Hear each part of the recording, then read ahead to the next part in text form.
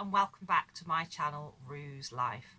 So it's just a little catch up today, just a little chatty, just to let you know what I've been up to really, and just to kind of touch base. So it's actually been quite sunny here this morning, which was lovely, but it's now raining again. So yeah, where are we up to? The flood water that we've had in our field has actually been encroaching into the garden. I've had to fence. We've had to put some temporary fencing around the area just to keep the dogs. They seem to think it's a great idea to play in the water, which is okay if it were just water, but it's standing water, and it's also very close to our septic tank. Now, we've been quite concerned that the water level was actually rising and getting higher than the level of the top of the septic tank. So obviously we were concerned that it was going to start filling up the septic tank, and we have looked into hiring a pump to pump that water away. But fortunately the rain has been easing off and we have had some drier days and that level has dropped again. But I didn't really want the dogs paddling and playing and drinking out of potentially contaminated water, so that's what we've done. We have some ducks which have moved in, a boy and a girl, and now I'm a veterinary nurse, as those of you that follow me will know, and I'm fairly well educated in all things animal and bird, and to the best of my knowledge, ducks generally sleep at night. You know, we've all seen them, cute and fluffy, little heads tucked under their wings. Not these ducks. So obviously I work night shifts, and Chris had mentioned he'd heard these ducks quacking in the night, and I'm like, nah, don't think so. But I really should listen to him. Literally on the nights that I've been home and sleeping in my own bed rather than at work working, yeah, sure as sure can be, between about midnight and 1 o'clock in the morning, they quack. And they quack. I mean, I can't believe two ducks can make so much noise. Really loud quacking, you know, coming in through the bedroom windows, whack, whack, whack, whack, and it wakes you up. So I'm hoping that once the water finally disappears, that the ducks will in fact move out and stop waking us up in the night. So that's been entertaining. So the farm, the chickens, the new chickens, the ones we had from little tiny chicks, they're doing really, really well. They're quite grown up now. They're about 6 months old now, and they're laying really, really well. Little tiny eggs. They're beautiful. They taste delicious. Some of our older hens, we have ex-battery hens, and they're just getting old. And we've sadly lost a couple, and we've got one at the moment. She's the big black shiny hen that you may have seen in some of my other videos. She's actually called Fish. Long story, won't go there at the moment, but she's not very well at the moment, so I've got her in isolation. She's nice and comfortable, she's got food and water, but yeah, it's not looking so good, and I think I might have to take the decision to take her to the vets and have her put to sleep, because I don't want her to suffer. Any of you know that know anything about you know, battery farming and factory farming with chickens, it's just an awful, awful, awful life, and they have such a horrible start. We take them on as rescues, and we try and give them as many happy years as we can. So I really feel I owe it to them to not let them suffer at the end, and you know, I treat them as any of my pets, and you know that she will, if she's not improving, I will take her, and you know, she'll have a nice cuddle and a nice humane drifting off to sleep in my arms. So I'm really hoping. She has had wobbles in the past, and she's been poorly, and she's made miraculous recoveries, so we'll see, but yeah, it's not looking too hopeful. But the rest of them are doing really well. The horses are great. They're really happy and healthy. I've been doing a little bit of riding. I've not been competing yet this year. I would normally have been out and about, but the combination of our towing vehicle has needed some work, so I've not wanted to use that until it's all sorted. The weather and just other sort of pressures with other things going on, I decided, you know, I'll get back competing later in the year. No pressure, I'm just enjoying the bit of riding that I'm doing and just keeping them ticking over and healthy and happy. They've all recently had their annual vaccination boosters, although for competing now. After the big equine flu outbreak, we now have to go 6 monthly with any horse that's competing. I've only been competing with Garth more recently, so Fish Horse and Little Sunny Pony are just annual boosters, but Garth has been having 6 monthly, so they've all recently been done. They're due to get their teeth done. I need to contact my equine dentist and get him to come out and sort their teeth out. Again, it's just routine. I make sure I keep on top of that at least annually, but Garth has some issues that I like to keep on top of, so he's done every 6 months. And Pony, actually, when we first had him, he had some awful teeth problems, so he's been being done every 6 months as well. So that's them. The sheep are doing brilliantly. I've just recently moved them to our winter grazing. Now, normally they'd have moved a lot sooner because obviously we're almost at the other end of winter now. But at the start of winter, next door's cattle actually broke through the fencing, and we hadn't had the time or the finances really to get that fencing repaired. But we are rapidly running out of grazing and got a whole field down there that's full, so sorted out the fencing and shifted them down. The dogs are doing brilliantly, as always, crazy girls.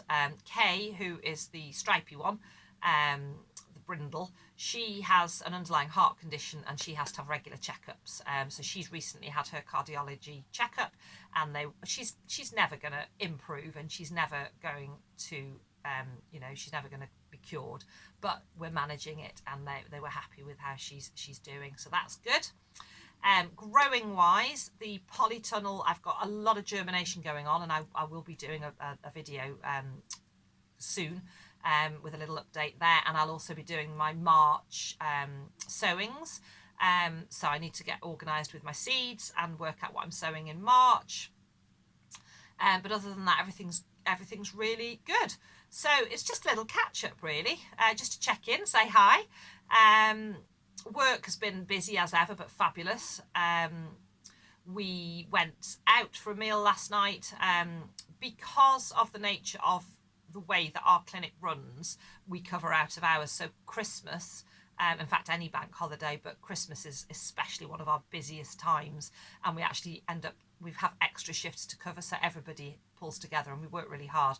So we don't do a Christmas do or party at Christmas. We wait till the new year. Now usually it's February time, but we managed to eke it into March this year because we've all just been so busy.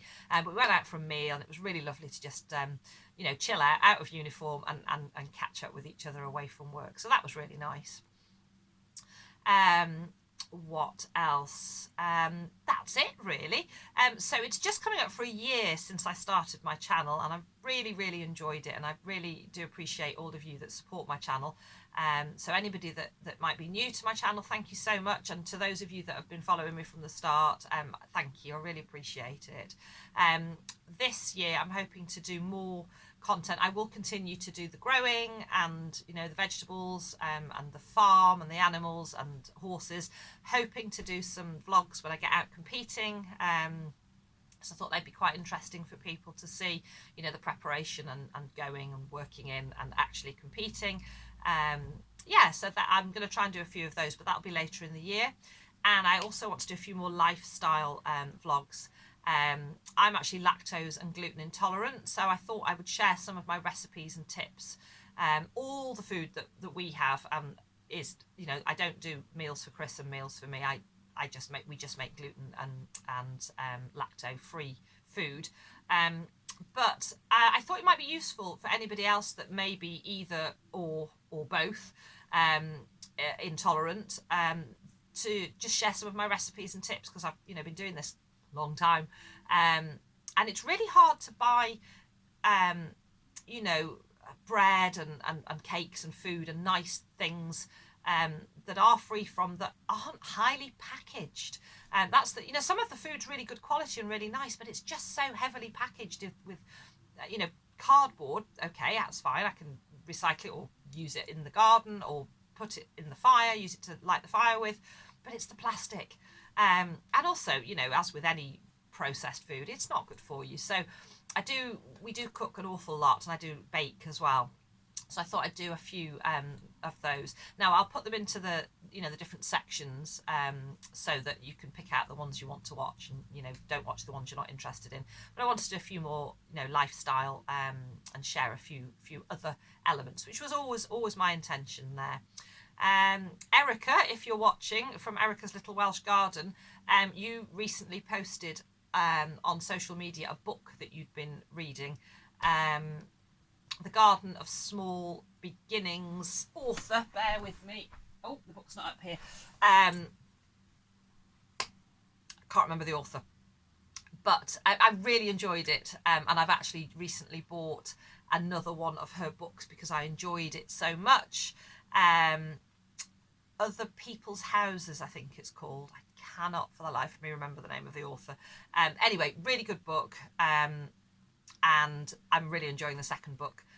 Just easy reading. I like to read books. Always love to read. I've read since I was very small, and I just find when I am particularly stressed or physically tired, or my chronic illnesses are kind of taking over a little bit, sitting down or lying down and reading a book, it's like having a little holiday. It just completely takes me away from everything, and I'm just in the moment. Especially very descriptive authors, I just feel like I'm in that book, and sort of a part of it. I love a good book. So yeah, I'm enjoying catching up and reading that. I'm actually off this weekend. Today's Saturday. Chris is at work this morning, but he's due home this afternoon. And I'm just enjoying having some downtime. No real plans. I've really enjoyed this morning just pottering. I have a bit of a nice... There's always the routine with the animals, but when we're working, it's, we have to kind of rush it, really, get it done. And I quite enjoy that when I'm off, I can really take my time and do the extra little jobs. So I start with the chickens, letting them out, feeding them and checking their water, and mucking them out, topping up bedding, checking them all over, making sure they're all okay. And then the next job is the horses, and they're living out, but it's quite important to be feeding them at the moment. There's not a lot of grass left. It's not coming through, and they've done really well over the winter, so they get haylage in the field. And they're having bucket feeds as well, hard feed. I don't go mad with the hard feed, it's predominantly chaff, and then they have a little bit of hard feed in there. And they do come in a few times a week as well, just to get them out of the mud, and when I ride as well, they come in, so they're in and dry, and just get them out of the elements, and also get their rugs off and have a proper check over. And then after the horses, I then go down and check the sheep, see how they're doing. And all while I'm doing that, the dogs, the girls, get to play out in our garden, which essentially is a paddock, and have a good old charge about there. So that's the sort of morning routine, really. And then if I'm going to ride or take the dogs out anywhere or anything like that, then I usually get that done sort of late morning or after lunch. So it's just a quickie. I just wanted to jump on and say hi.